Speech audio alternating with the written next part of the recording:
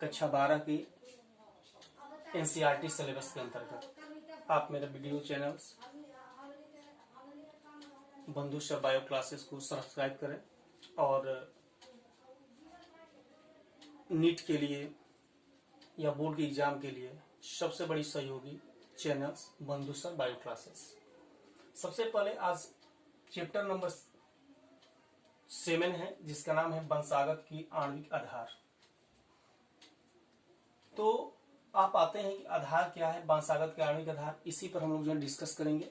सबसे पहले हम चलते हैं, जैसे आप अच्छी तरह से जानते हो, कक्षा 9 में पढ़े हो, और इसके पहले जो है सबसे पहले आप आ जाओ कि कोशिका की खोज सन 1665 में रबर ठोकने की थी। मैं ये बताने की कोशिश कर रहा हूँ कि अनुवांशिक पदार्थ उपस्थित होता कहाँ पर, और मेन अनुवांशिक पदार्थ है क्या। वंशागत का आणविक आधार होता है डीएनए। हम डीएनए के बारे में हम डिस्कस करेंगे इस चैप्टर्स में। तो सबसे पहले कि डीएनए को डिस्कस करने से समझना पड़ेगा कि होता कहाँ पर है, ये कहाँ पर प्रेजेंट होते हैं डीएनए।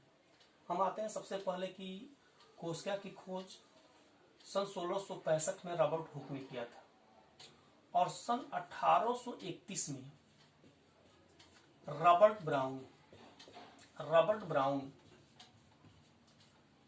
ब्राउन ने सबसे पहले जो है केंद्रक के बारे में जो है खोज किया था। केंद्रक के अंदर विभाजित होती हुई दंडवत संरचनाएं के बारे में सबसे पहले नाइगेली ने देखा और वाल्डेयर ने इसका नाम सन 1842 में नाइगेली ने जो है इसकी जो है खोज की। दंडवत संरचनाएं का मतलब धागा जैसी, ऐसे जो है धागा जैसी, किसके अंदर था, केंद्रक के अंदर था। तो केंद्रक के अंदर जो है संरचनाएं को जो है उन्होंने देखा था, दंडवत संरचनाएं देखा था, यानी रॉड लाइक स्ट्रक्चर्स या थ्री लाइक स्ट्रक्चर कह लो आप, थ्री लाइक स्ट्रक्चर इन्होंने देखा था। किसके, तो धागा जैसी रचनाएं को देखा था, नाइगेली देखे थे। लेकिन उनको सन 1888 में वाल्डेयर ने इसका नाम जो है, इसका नाम क्या रखा, तो गुणसूत्र रखा। सबसे बड़ी बात है गुणसूत्र रखा। गुणसूत्र का मतलब क्रोमोसोम्स। जैसे आप अच्छी तरह जानते हो कि number of the chromosomes in the human body 46 यानी 23 पेयर्स के जोड़े के रूप में होता है, आप अच्छी तरह से जानते हो। तो 23 पेयर्स के रूप में जो है ये जो है उपस्थित होता है। तो 23 पेयर्स के होते हैं। तो गुणसूत्रों की जो है अगर श्रेय जाए तो नाइगेली और वाल्डेयर को जाता है। लेकिन अब हम आते हैं गुणसूत्र के अंदर में, जब जैसे आप जानते हो कि सन 1869 यानी 1869 में फ्रीडरिक माइखर एक वैज्ञानिक थे। इन्होंने जो है पश कोशिकाएं यानी मरी हुई कोशिका थी, मरी हुई डेड सेल्स, मरी हुई कोशिका को उसके अंदर जो है WBC ना, मरी हुई जो है पश कोशिका, पश माने होता है मवाद, जैसे घाव के मवाद या WBC ऐसे, तो उसके अंदर WBC को इन्होंने जो है ना निकाला। और निकालने के बाद किया क्या कि WBC को निकालकर उसके अंदर जो पदार्थ उपस्थित है उसमें पदार्थ ये देखा कि इसमें होता क्या है। तो सबसे पहले हम आपको बता दें कि सबसे पहले जो है इसमें पदार्थ में सबसे पहले कि फास्फोरस की मात्रा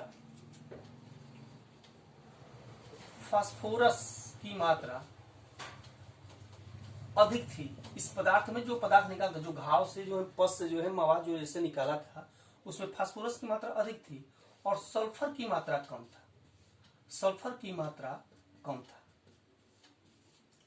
ये कौन क्या था, फ्रीडरिक माइखर की मरी हुई कोशिका, डेड जो है सेल्स के अंदर, ठीक ना, उन्होंने WBC को निकाला। WBC के अंदर जो मटेरियल भरा था उस मटेरियल का नाम था फास्फोरस की, ना, कि उस मटेरियल के अंदर जो फास्फोरस की मात्रा अधिक थी। अमाउंट ऑफ फास्फोरस इज ना मोस्टली यानी अधिक था, और ये जो है सल्फर की मात्रा जो है इसमें जो है कम था। तो ये अल्टमार ने जो है इसमें जो है फ्रीडरिक माइखर ने जो है सबसे पहले, और इसका नाम क्या रखा इन्होंने, तो फ्रीडरिक माइखर ने इसका नाम रख दिया था अल्टमान, सॉरी इसका फिटिक माइक्रो इसका नाम रख दिया न्यूक्लिन, न्यूक्लिन नाम रखा था, न्यूक्लिन, न्यूक्लिन नाम रखा। बाद में सन 1879 में 1889 में सबसे पहले अल्टमान ने इसका नाम चेंज कर दिया, क्योंकि उन्होंने पाया कि इसमें जो फास्फोरस था वो अम्लीय माध्यम में था, अम्ल के रूप में था, तो इसका नाम जो है बदल दिया, उनका नाम रख दिए थे न्यूक्लिक अम्ल। क्या नाम रख दिया? न्यूक्लिक अम्ल, यानी न्यूक्लिक अम्ल का मतलब न्यूक्लिक एसिड नाम रख दिया, न्यूक्लिक एसिड नाम रख दिया। तो ये जो है न्यूक्लिक अम्ल का श्रेय जाता है अल्टमान और फ्रीडरिक माइखर को, गुणसूत्र का जो है श्रेय जाता है नाइगेली और वाल्डेयर को। क्लियर कंसेप्ट हो रहा है ना।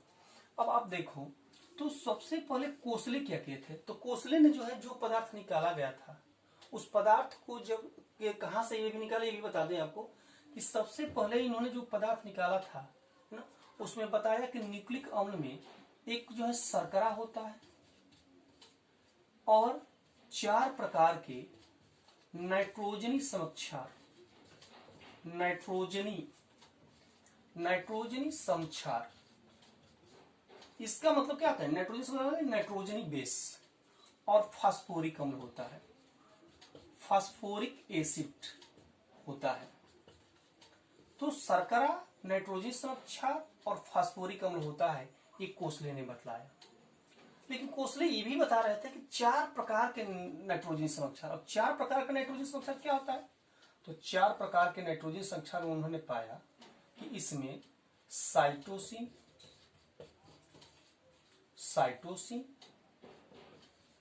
थाइमिन, एडेनिन और ग्वानिन, ये जो है C, T, A और G, ये जो है 4 प्रकार के जो है नाइट्रोजन समक्षार पाए जाते हैं। लेकिन वही बाद में ईस्ट कोशिकाओं के में जो है इन्होंने पाया कि नहीं, ईस्ट में जो है ये पाया गया कि ईस्ट में 4 प्रकार की जो शर्करा होती है वो टी के जगह पर, थाइमिन के जगह पर यूरेसिल होता है। क्या होता है? यूरेसिल, यानी यू होता है। ये ईस्ट कोशिका में देखा गया था। और ये जो देखा गया था थाइमस ग्लैंड, इंडोक्राइन ग्लैंड्स के भी आता है थाइमस ग्लैंड्स ना। थाइमस ग्लैंड जो होता है वो हमारे बॉडी में जो है नेक और जो है थ्रोसिस पार्ट्स के यानी गर्दन के थोड़ा सा नीचे जो है ये पाए जाते हैं। क्लियर कंसेप्ट हो रहा है ना। अब आज ये तो उन्होंने जो है नाम रखा, लेकिन बाद में लेविन ने जो है इसे सिद्ध किया कि शर्करा जो है, शर्करा वो 2 प्रकार की होती है। शर्करा 2 प्रकार की कौन कौन होती है? तो शर्करा 2 प्रकार की होती है। पहला होता है आपका डीऑक्सीराइबोस शर्करा, डीऑक्सीराइबोस शर्करा, और दूसरा होता है राइबोस शर्करा, राइबोस शर्करा।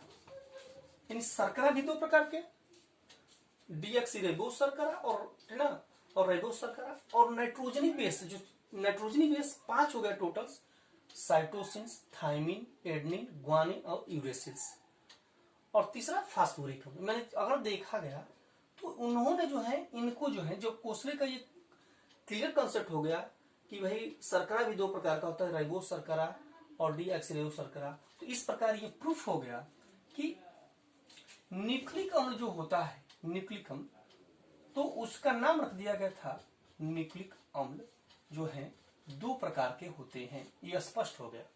तो आपने क्या देखा, पहले सुन लीजिए कि सन 1665 में रॉबर्ट हुक ने सबसे पहले केंद्रक की खोज की।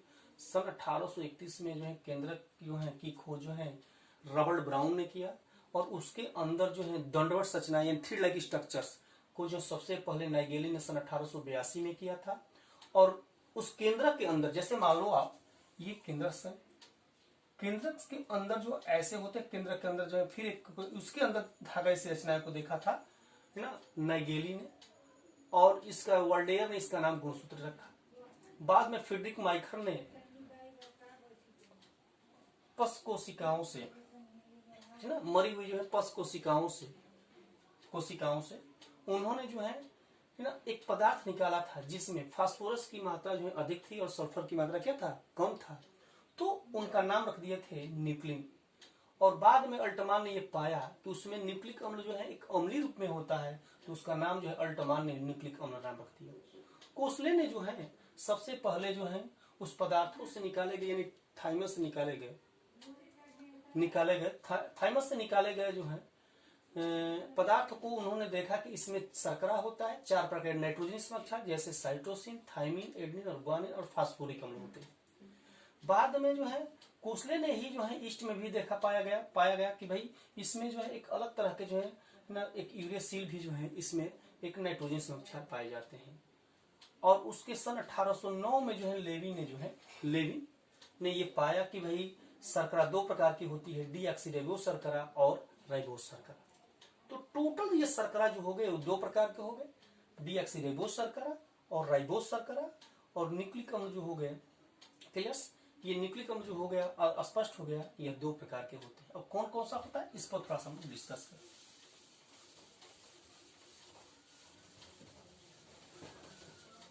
कि न्यूक्लिक अम्ल में 2 प्रकार का होता है। एक आप देखो न्यूक्लिक एसिड, न्यूक्लिक अम्ल, न्यूक्लिक अम्ल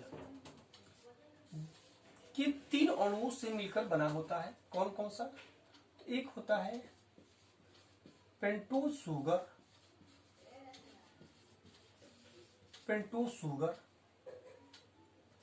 दूसरा हो गया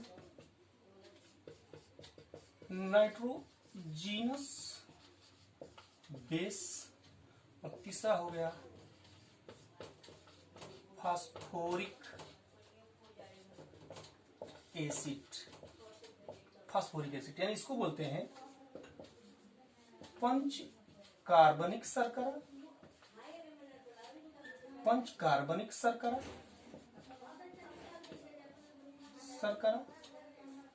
दूसरा हो गया नाइट्रोजनी समक्षार और तीसरा हो गया फास्फोरिक अम्ल। 3 तरह के अम्ल हो गए।